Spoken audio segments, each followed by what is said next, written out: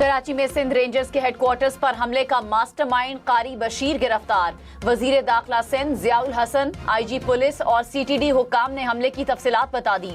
वजीर दाखिला सिंध ने कहा, रेंजर्स हेडक्वार्टर्स पर हमले की मंसूबाबंदी अफगानिस्तान में की गई। 3 दहशतगर्द मारे गए, 1 जख्मी अस्पताल में जेरे इलाज है। 4 हमलावरों में से 3 दहशतगर्द अफगान शहरी, 1 बाजौड़ का रिहायशी था। अफगानिस्तान में मौजूद फितना अल हिंदुस्तान की क़यादत ने दहशतगर्दों को हिदायत दी।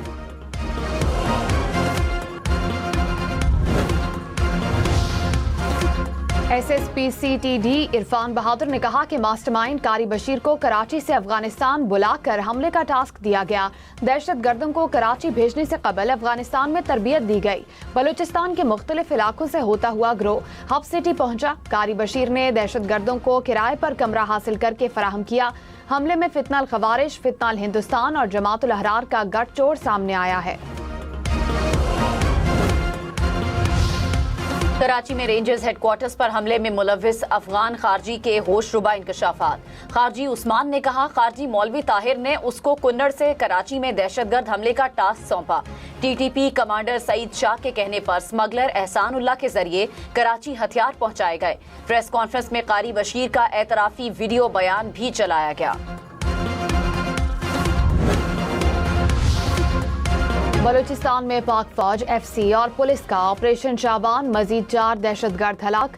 खारजियों को फिजाई और जमीनी कार्रवाइयों में निशाना बनाया गया। 5 जुलाई से अब तक ऑपरेशन शाबान में 121 खारजी हलाक हो चुके हैं। सिक्योरिटी जराये के मुताबिक आखिरी दहशतगर्द के खात्मे तक बलूचिस्तान में ऑपरेशन जारी रहेगा। कलअदम ज्वाइंट एक्शन कमेटी के मुसल्लह जत्थों का रावलाकोट में सिक्योरिटी फोर्सेज और शहरियों पर हमला।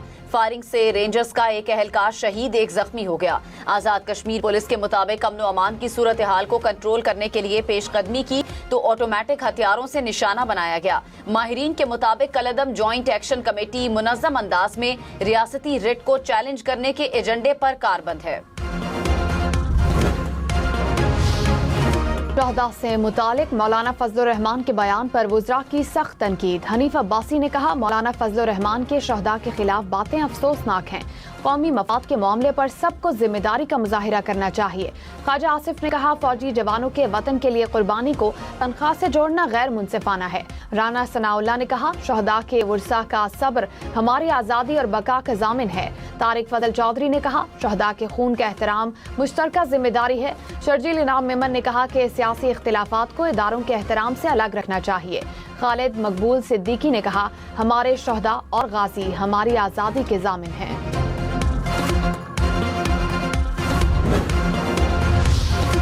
रहनुमा IPP फयाजुल हसन चौहान ने कहा, मौलाना ने पूरी तारीख़ इस्लाम के शोहदा की तज़हीक की।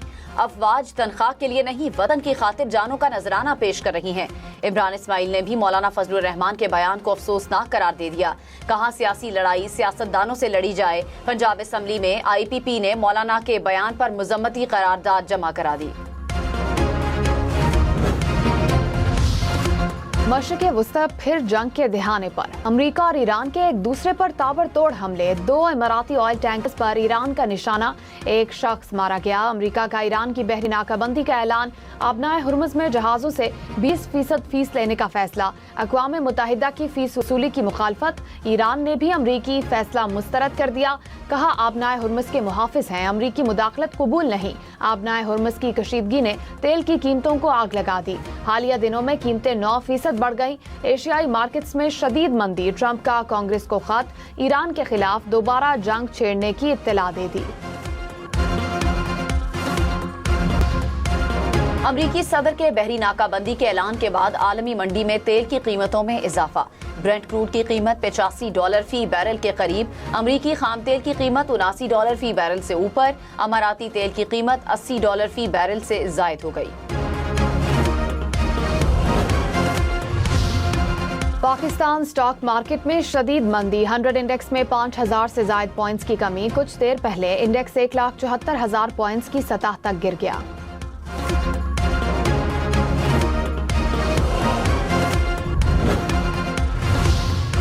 وزیر اعظم کا کیش لیس معیشت کے فروغ پر زور، کہا ڈیجیٹل ادائیگیوں سے شفافیت اور پائیدار معاشی ترقی ممکن ہوگی۔ کیو آر کوڈ استعمال کرنے والے مرچنٹس کی تعداد ایک سال میں 300% بڑھ گئی۔ موبائل بینکنگ صارفین کا 13 کروڑ 70 لاکھ تک پہنچ جانا بڑی کامیابی ہے۔ وزیر اعظم نے معاشی ٹیم کی کارکردگی کو سراہا۔ نائب وزیر اعظم اسحاق ڈار اور چیئرمین پیپلز پارٹی بلاول بھٹو کی ملاقات، ملک کی سیاسی صورتحال اور آزاد کشمیر کے امور پر تبادلہ خیال کیا گیا۔ دونوں رہنماؤں میں ملاقات ایوان صدر میں ہوئی۔ وزیر اعلیٰ سندھ مراد علی شاہ نے کہا ملک دہشت گردی کی نئی لہر کی زد میں ہے۔ دہشت گردوں کا بنیادی ہدف کراچی ہے۔ سندھ میں دہشت گردوں کو کسی صورت سر اٹھانے نہیں دیں گے۔ مزید کہا آٹے کا بحران گندم کی امدادی قیمت کم ہونے کے باعث پیدا ہوا۔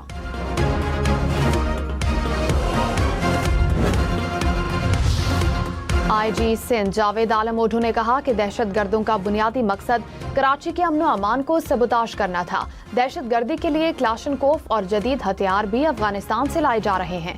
سندھ میں خفیہ اطلاعات پر اب تک 770 سے زائد کامیاب آپریشنز کیے۔ سی ٹی ڈی کی کارکردگی متاثر کن رہی ہے۔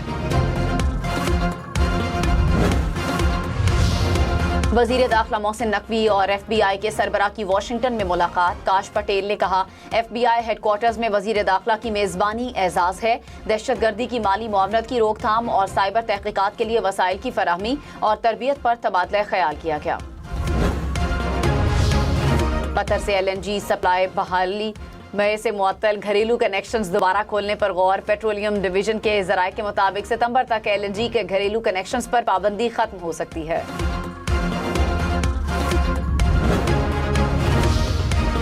وزیر اعلیٰ پنجاب مریم نواز کی واٹر فلٹریشن پلانٹس کی بندش اور خرابی کی شکایات فوری دور کرنے کی ہدایت۔ کہا ضلعی حکام بند یا خراب فلٹریشن پلانٹس کی فوری بحالی یقینی بنائیں۔ صاف پانی منصوبے کے تحت 2258 نئے واٹر فلٹریشن پلانٹس نصب ہوں گے۔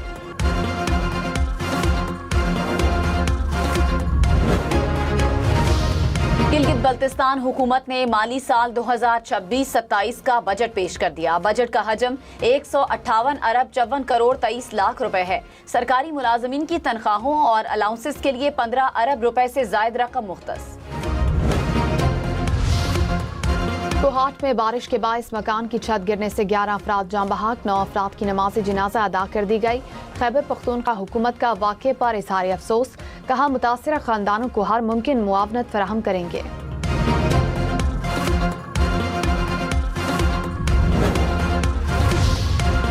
پی ٹی آئی رہنما ماجد ستی قتل کیس۔ جے یو آئی رہنما فاروق کھوکھر سمیت 3 مجرمان کو عمر قید کی سزا، 10 لاکھ روپے جرمانہ۔ راولپنڈی کی سیشن عدالت نے مقدمے میں نامزد ایک ملزم کو بری کر دیا۔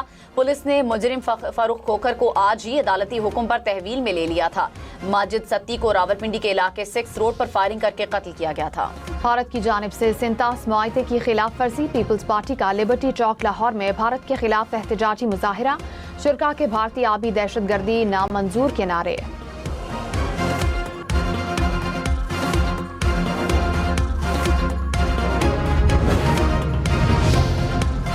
بھارتی ریاست ناگالینڈ میں بھارتی فوج کے قافلے پر باغیوں کا بڑا حملہ، 1 بھارتی فوجی ہلاک اور 4 شدید زخمی ہو گئے۔ بھارتی فوجیوں کی ہلاکتوں میں مزید اضافے کا خدشہ۔ ایک ہفتے کے دوران باغیوں کی جانب سے بھارتی فورسز پر یہ دوسرا بڑا حملہ ہے۔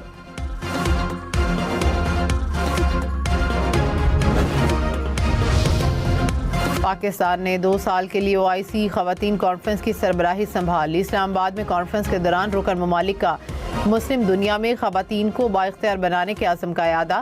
خواتین کی معاشی، سماجی اور سیاسی ترقی کے لیے مشترکہ حکمت عملی پر اتفاق۔ فیصلہ سازی میں خواتین کی مؤثر شمولیت بڑھانے پر اتفاق۔ کانفرنس میں 57 رکن ممالک کے تقریباً 190 مندوبین کی شرکت۔ مفاہمت کے بعد ایران کے خلاف فوجی کارروائیاں، صدر ٹرمپ نے امریکی کانگریس کو بذریعہ خط آگاہ کر دیا۔ لکھا 7 جولائی سے شروع ہونے والی نئی کارروائیوں کا مقصد امریکی عوام، قومی سلامتی اور خارجہ پالیسی کے مفادات کو یقینی بنانا ہے۔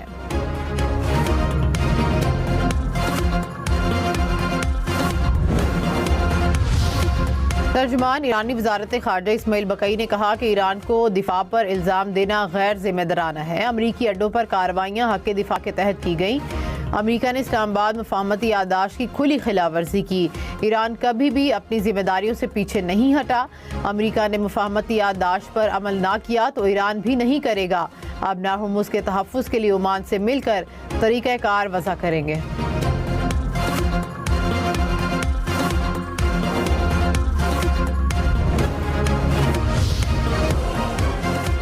امریکہ کا ایران پر ڈرون کشتی سے حملہ کرنے کا دعویٰ، سینٹ کام نے ویڈیو جاری کر دی۔ ایرانی آبدوز اور آبدوز فیسلٹی پر متعدد ڈرونز داغے۔ 3 بحری ڈرون ایران کے بندر عباس بحری اڈے سے ٹکرائے۔ پہلی بار امریکی فوج نے بحری لڑاکا ڈرون کا استعمال کیا۔ وزیر داخلہ محسن نقوی اور ایف بی آئی کے سربراہ کی واشنگٹن میں ملاقات۔ کاش پٹیل نے کہا کہ F B I headquarters میں وزیر داخلہ کی میزبانی اعزاز ہے۔ دہشت گردی کی مالی معاونت کی روک تھام اور سائبر تحقیقات کے لیے وسائل کی فراہمی اور تربیت پر تبادلہ خیال کیا گیا۔ پاک فوج، ایف سی بلوچستان اور پولیس کا آپریشن شابان۔ سیکیورٹی ذرائع کے مطابق تازہ کارروائیوں میں مزید 8 خارجی مارے گئے۔ آپریشن شابان میں ہلاک دہشت گردوں کی تعداد 79 ہو گئی۔ 5 جولائی سے اب تک مختلف آپریشنز میں 117 خارجی ہلاک۔ وزیر اعلیٰ بلوچستان سرفراز بگٹی نے کہا کہ دشمن نے ہمارے خلاف نئی سازش شروع کر رکھی ہے۔ شعر پسند بلوچستان کے نوجوانوں کو ورغلا رہے ہیں۔ بلوچوں کو ایک لاحاصل جنگ میں ڈالا گیا۔ دہشت گرد صرف بلوچستان کی ترقی میں رکاوٹ بن سکتے ہیں۔ پاکستان کا راستہ ہی امن کا راستہ ہے۔ بلوچستان اور پاکستان لازم و ملزوم ہیں۔ سب مل کر شر پسندوں کی سازشوں کو ناکام بنائیں گے۔ شہداء سے متعلق مولانا فضل الرحمان کے بیان پر وفاقی وزراء کی سخت تنقید۔ وزیر دفاع خواجہ آصف نے کہا، فوجی جوانوں کی وطن کے لیے قربانی کو تنخواہ سے جوڑنا غیر منصفانہ ہے۔ مولانا فضل الرحمان کو الفاظ کے انتخاب میں ذمہ داری کا مظاہرہ کرنا چاہیے۔ کوئی شخص محض تنخواہ کے لیے اپنی جان نہیں دیتا۔ شہداء کی قربانیوں کو تنخواہ کا نتیجہ قرار دینا سیاسی تنقید نہیں بلکہ اخلاقی بے حسی ہے۔ وزیر مملکت اون چودھری کا مولانا فضل الرحمان سے شہداء کے لواحقین اور پوری قوم سے معافی مانگنے کا مطالبہ کہا۔ مولانا کا بیان شہداء اور ان کے اہل خانہ کی توہین ہے۔ ہمیں اپنے شہداء پر فخر ہے۔ کراچی میں ڈاکوں اور بینک سیکیورٹی گارڈ میں فائرنگ کا تبادلہ۔ شہری جام بحق پولیس کے مطابق شہری کلفٹن سے بینک سے رقم نکلوا کر جا رہا تھا۔ گاڑی کے رکنے پر ڈاکو پیچھے سے آئے۔ بینک سیکیورٹی گارڈ اور ڈاکو نے ایک دوسرے پر فائرنگ کی۔ گولی کار سوار کو لگ گئی۔ ڈاکو 25 لاکھ روپے لوٹ کر فرار ہو گئے۔ سیکیورٹی گارڈ کو حراست میں لے لیا گیا۔ مقتول شہری ڈاکٹر تھا۔ وزیر اعلیٰ سندھ کا ملزمان کی فوری گرفتاری کا حکم۔ لاہور میں روٹی، کوئٹہ میں آٹا مہنگا۔ لاہور میں روٹی کی قیمت 20 روپے تک جا پہنچی۔ نان بھائیوں نے آٹا مہنگا ہونے کو وجہ قرار دے دیا۔ کہا 20 کلو آٹے کی قیمت 1300 سے بڑھ کر 2400 روپے ہو گئی۔ کوئٹہ میں ایک ہفتے میں آٹا 20 روپے فی کلو مہنگا۔ 20 کلو آٹے کا تھیلا 400 روپے تک کا مہنگا۔